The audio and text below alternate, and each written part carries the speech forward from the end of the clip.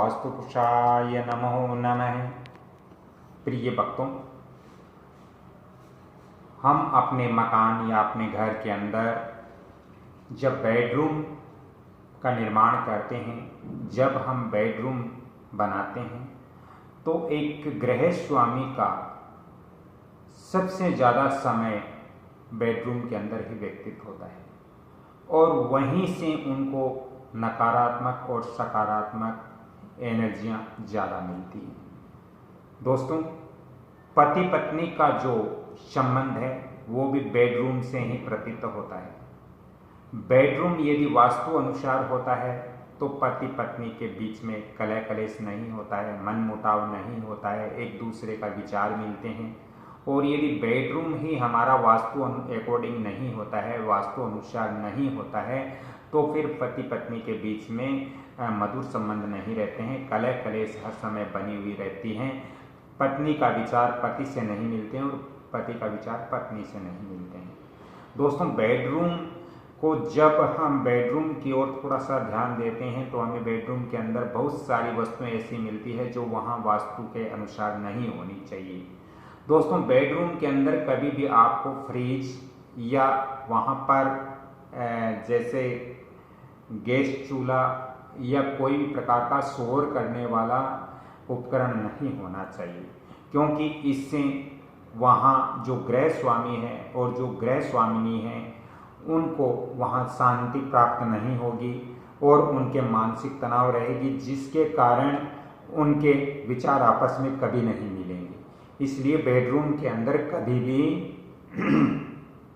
भूल कर भी आपके बेडरूम में फ्रिज या आवाज़ करने वाले उपकरण नहीं होने चाहिए, हीटर चूल्हे इत्यादि भी नहीं बेडरूम के अंदर होना चाहिए। दोस्तों, बेडरूम के अंदर किसी भी देवी देवता की तस्वीर या फोटो भी आपको नहीं रखनी चाहिए। आप अपने बेडरूम के अंदर अच्छी अच्छी सीनरियाँ रख सकते हो जो मन को अच्छी लगे, ऐसी सीनरी आप अपने बेडरूम के अंदर रख सकते हो। दोस्तों, साथ ही हमारे जो बेडरूम होता है उसका जो दरवाज़ा होता है, जो द्वार होता है, वो वास्तु के अनुसार कभी भी ईशान कोण में नहीं खुलना चाहिए, क्योंकि बेडरूम हमेशा ईशान कोण की ओर बेडरूम का दरवाज़ा खुलता है, तो इससे भी पति पत्नी के बीच में कलह कलेश रहेगा और वहाँ बेडरूम के अंदर आपको शांति नहीं प्राप्त होगी। दोस्तों, साथ ही हमारा जो बेडरूम होता है उस बेडरूम के अंदर जो हमारे बेड लगा होता है उस बेड के सामने दर्पण भी नहीं होना चाहिए, क्योंकि दर्पण होने से आपकी जो मन है वो विचलित होता है। इसलिए बेडरूम जो हमारा बेड होता है, बेड के बिल्कुल सामने दर्पण नहीं रखना चाहिए। दोस्तों, साथ ही हमारे जो बेडरूम है उस बेडरूम का जो कलर है वो आपको क्रीम वाइट या पिंक कलर करना चाहिए, क्योंकि बेडरूम जो है वो कहीं न कहीं हमारे शुक्र और राहु से संबंधित होता है। इसलिए बेडरूम को जब हम वास्तु अनुसार ये भी रखते हैं तो गृह स्वामी और गृह स्वामिनी का जो जीवन है वो अच्छा व्यतीत होता है।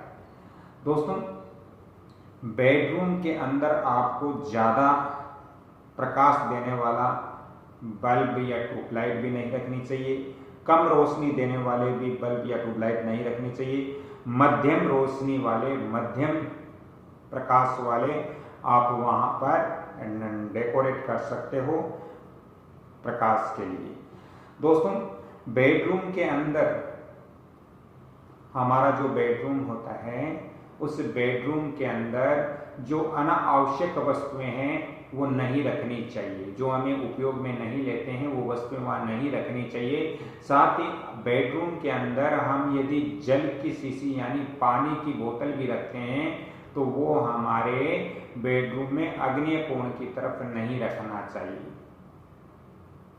आप बेडरूम में ईशान कोण की तरफ जल की बोतल आप रख सकते हो, आग्नेय कोण में आपको नहीं रखनी चाहिए। दोस्तों, ये छोटी छोटी जो जानकारियां हैं वास्तु की, ये हमारे जीवन पर बहुत ज़्यादा नकारात्मक और सकारात्मक प्रभाव डालती हैं। इसलिए हमें वास्तु नियमों को फॉलो करना चाहिए ताकि हम बड़ी बड़ी परेशानियों से राहत प्राप्त कर सकते हैं। तो अगली कड़ी में फिर मैं वास्तु और ज्योतिष का लेकर आता हूँ। तब तक के लिए मैं आपसे क्षमा चाहता हूँ। इस वीडियो को यदि जानकारी आपको मिल रही है तो इस वीडियो को आप लाइक शेयर सब्सक्राइब जरूर करें और बेल आइकन घंटी के निशान पर भी क्लिक करें। दोस्तों, साथ ही आप अपने घर के जो आंगन होता है, जो घर का ब्रह्म स्थान होता है, उस ब्रह्म स्थान में माता पार्वती, भगवान शंकर, भगवान गणेश जी, कार्तिकेय इत्यादि का परिवार सहित एक फोटो, एक तस्वीर आप अपने घर के ब्रह्म स्थान यानी आंगन के उत्तर वाली जो दीवार है उस पर आपको लगाना चाहिए, जिससे आपके घर के अंदर जो सदस्य हैं उनके विचार एक हो, उनके अंदर प्रेम भावनाएं बढ़े।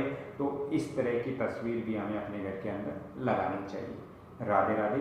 अगली कड़ी में फिर मिलता हूँ, तब तक के लिए आपसे क्षमा चाहता हूँ। जय श्री कृष्ण। धन्यवाद।